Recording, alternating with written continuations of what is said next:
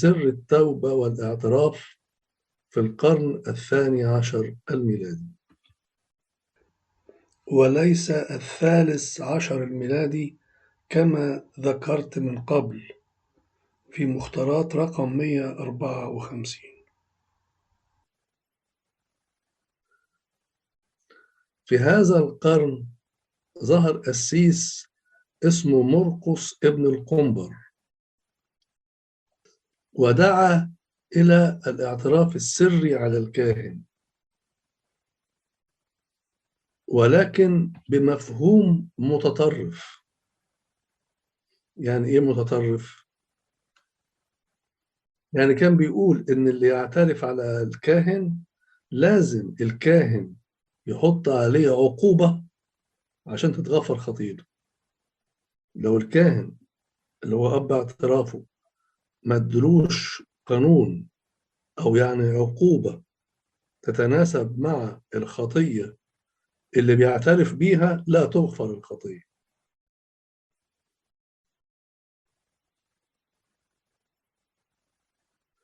فتصدى له الأنبا ميخائيل مطران دمياط، وكتب بعض الكتابات، منها ما كتبه عن أهمية الاعتراف على الشرية وليس على الكاهن. كانت الكنيسة حياتها الروحية ضعيفة جدا، فالكهنة كانوا بيفشوا سر الاعتراف، فراح لاغي الاعتراف السري على الكاهن وخلاه على الشرية. يعني الكاهن اللي بيصلي القداس وهو معدي بالشرية في الكنيسة، كل واحد من الواقفين يعترف والشرية معدية عليه، فالاعتراف بتاعه يتحط على الشرية، ويرجع الكاهن قدام باب الهيكل بيقول حاجة اسمها سر الرجعة، إنه يعني رجع من دورة البخور، ويصلي صلاة قدام باب المسبح بيقول له: يا رب اقبل إليك اعتراف شعبك واغفر لهم خطاياهم من أجل اسمك القدوس. لكن الحاجة العجيبة جدا اللي بتؤكد مرارا وتكرارا أن الكنيسة القبطية أصبحت جاهلة بتراثها الآبائي، وده شيء محزن جدا. إن الأنبا ميخائيل قال لهم إن الاعتراف على الشرية ده اللي وصانا بيه ماري مرقس الرسول. العجب بقى أن أقوال وكتابات الأنبا ميخائيل مطران دمياط في القرن 12 الميلادي نظرت إليها الكنيسة القبطية آنئذ بكل اعتبار وتقدير، ولم يحدث أن عارض أحد من بطركة الكنيسة في العصور الوسطى هذه الآراء. الأنبا ميخائيل مطران دمياط عاصر 3 بطاركة، هما البابا ميخائيل الخامس 71، والبابا يؤنس الخامس 72، والبابا مرقس الثالث ابن زرعة 73.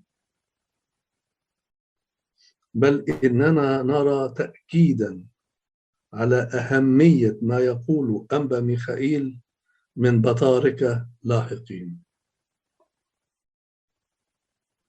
ضاع التراث الآبائي عند الأقباط، فبقوا مش عارفين أبائنا قالوا إيه، فأي حد يقول حاجة يبقى هي ديت تعليم الكنيسة. وبرغم أنه مع حلول القرن 13 الميلادي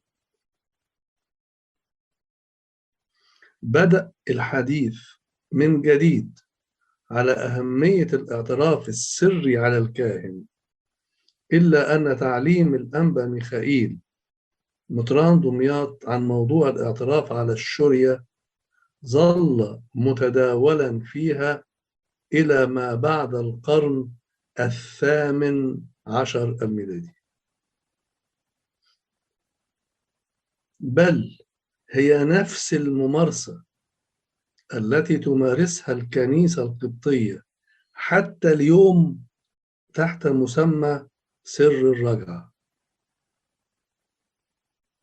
كبقايا ممارسة ليتورجية دخلت الكنيسة القبطية في عصور ضعفها في العصور الوسطى، ولا سيما بعد أن نقل ابن كبر تلك الممارسة إلى موسوعته الطقسية، فيقول في الباب 17 من كتابه مصباح الظلمة وإيضاح الخدمة: يستحب اعتراف الإنسان بخطيئته وطلب المغفرة عند وقت تبخيره سرا بوجيز من اللفظ.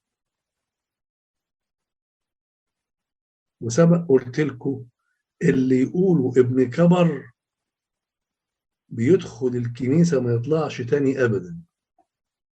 عشان كده أنا عملت له 7 محاضرات بعنوان العلامة القس شمس الرياسة أبو البركات المعروف بابن كبر، ما له وما عليه. بس أنا ركزت على جزئية ما عليه دي، لأن في عنده حاجات هو كان معذور فيها، لأن ما كانش فيه تراث آبائي واضح في زمنه، فاللي قاله دخل الكنيسة ولا زال قائما فيها حتى اليوم. دي واحدة منهم، الاعتراف على الشرية يعني. كما يقول ابن كبر أيضا في الباب 24 من نفس الكتاب المذكور: ورتب مرقس، مرقس يعني، أحوال البيعة، واستمر حال القبط بأرض مصر وما معها على ذلك، لا يعترف أحد منهم على كاهن أو معلم، بل على المجمرة إذا طاف بها الكاهن. يعني ضيع تاريخ سر الاعتراف في الكنيسة القبطية تماما.